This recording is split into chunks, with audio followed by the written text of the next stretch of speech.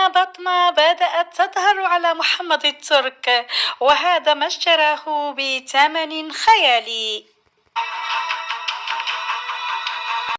نشر محمد الترك الذي تخلت عنه المغنية دنيا بطمة صورة عبر الستوري على حسابه الإنستغرام لسيارته الرياضية الجديدة، وأرفقها بهذه التدوينة: قل أعوذ برب الفلق من شر ما خلق، أنا لا أحتاج أحدا، هم من بحاجتي.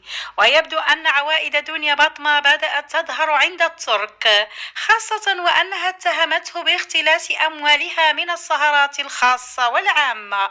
وبدورها لا تزال دنيا بطمة ترسل رسائل مبطنة للترك، وظهرت مؤخرا وكأنها تحررت من ثقل كبير، حيث بدأت وكأنها شخص آخر من جديد بعد إجرائها لعملية تجميل جديدة. وكانت دنيا قد نشرت مساء الثلاثاء المنصرم عبر ستوري حسابها على الإنستغرام فيديو يتحدث عن أصعب أنواع النساء في التعامل.